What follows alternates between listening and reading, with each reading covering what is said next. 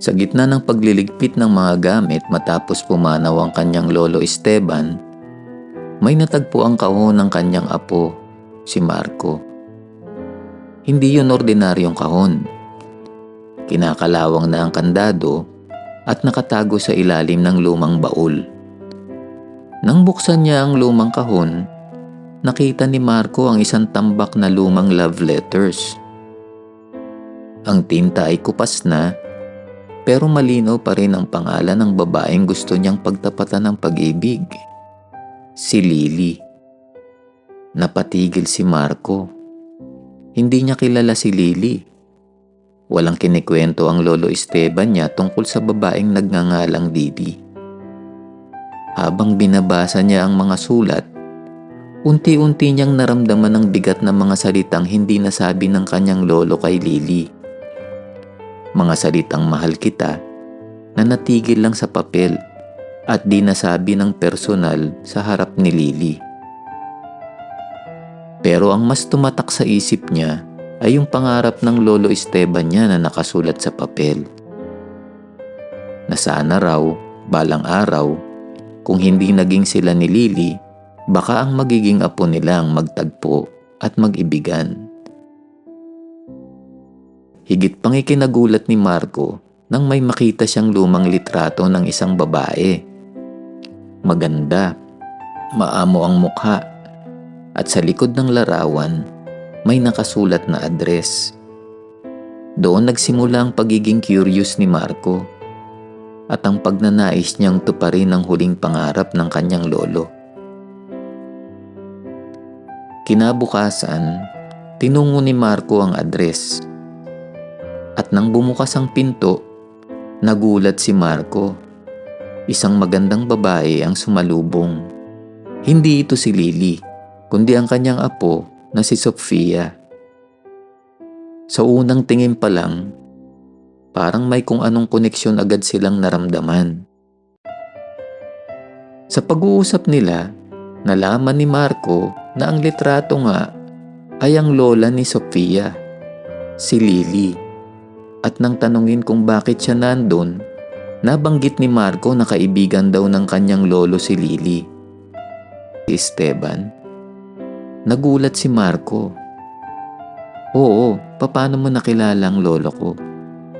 Unti-unti, ikinuwento ni Sofia ang lihim ng kanyang lola. Noon daw, si Esteban ang tunay na minahal ni Lily. Pero akala niya, walang nararamdaman si Esteban para sa kanya.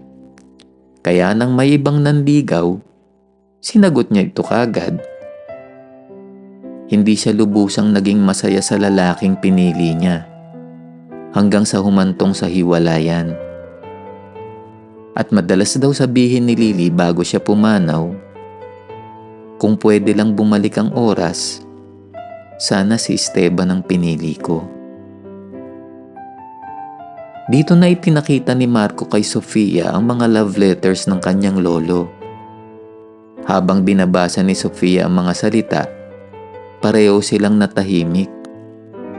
Para bang sa bawat pahina, buhay na muli ang pag-ibig na hindi natupad. Sa mga gabing sumunod, naging madalas na ang pag-uusap ni Marco at Sofia tungkol sa kanilang mga lolo't lola. At tungkol na rin sa kanilang mga sarili. Lumalim ang pagkakaibigan nila. Naging madali sa kanila ang tawanan, naging natural ang mga kwento, at bago pa man niya napansin, nahulog na ang loob ni Marco kay Sofia. Sa isip niya, marahil ito na ang paraan para matupad ang hiling ng kanyang lolo, na baka sakali kung hindi sila nagkatuluyan noon ni Lily, baka ang mga apo nila ang itinadhana. Isang gabi, nag-ipon si Marco ng lakas ng loob. Nais na niyang magtapat kay Sofia.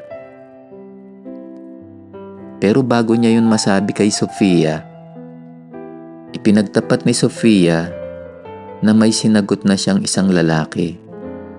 Aalis na raw ito papuntang abroad at baka sumunod daw siya balang araw. Parang gumuho ang mundo ni Marco. Ang lahat ng iniisip niyang koneksyon, ang pangarap niyang ituloy ang hindi natapos ng kanilang mga lola't lolo, nagmistulang ilusyon.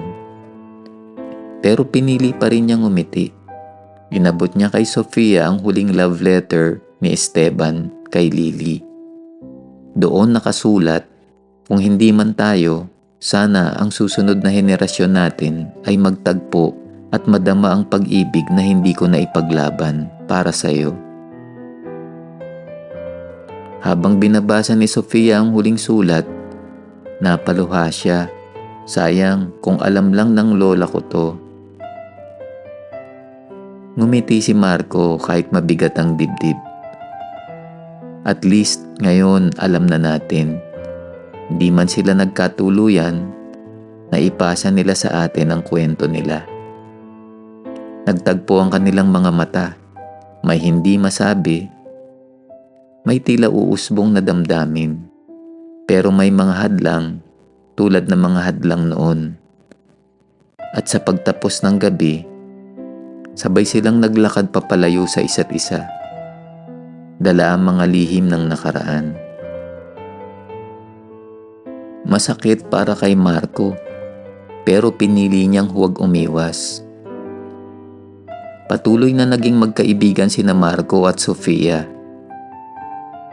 Nagkikita sila, nagkikwentuhan, nagbabahagi ng mga alaala ng kanilang mga lolo at lola.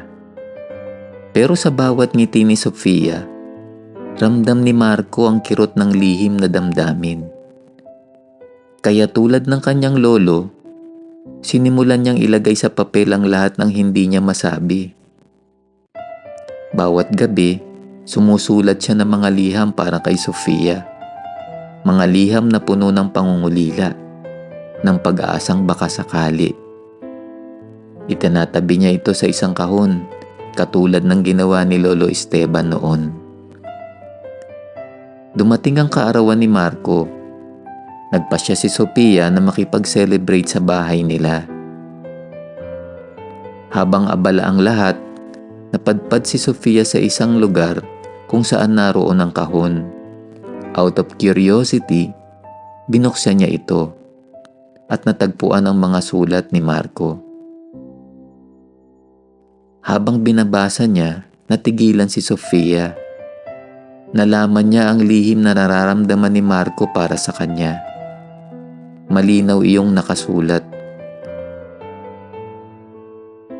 At sa sandaling iyon, parang nakita niya ang kwento ng kanilang mga lolo't lola na tila muling nauulit sa kanilang dalawa. Kinabukasan, hindi na nagpakita si Sofia. Naiwan si Marco, malungkot at bigo. Para siyang naging refleksyon ng kanyang lolo, isang pusong nagmahal ng lihim.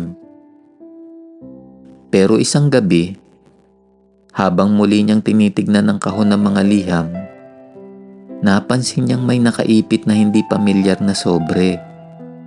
Nang buksan niya, nagulat siya. Sulat ni Sofia para sa kanya. Salamat sa mga letters mo. Nung nabasa ko ang lahat, hindi ko kagad nasabi sa'yo. Naghiwalay na kami ng boyfriend ko. Na-realize namin na hindi kami para sa isa't isa. Gusto kong bigyan ng pagkakataon ng kwento nating dalawa. Kung pangarap ng lolo mo na magkatuluyan sana ang susunod na henerasyon, hayaan mong subukan nating tuparin yun. Nang mabasa ito ni Marco, napahawak siya sa dibdib. Sa wakas, ang mga lihim na sulat ay hindi na nanatili sa kahon lamang. Nabasa na, naunawaan, at sinagot. At sa pagkakataong ito, marahil, may pag-asang mabuo ang kwento na iniwan ng nakaraan.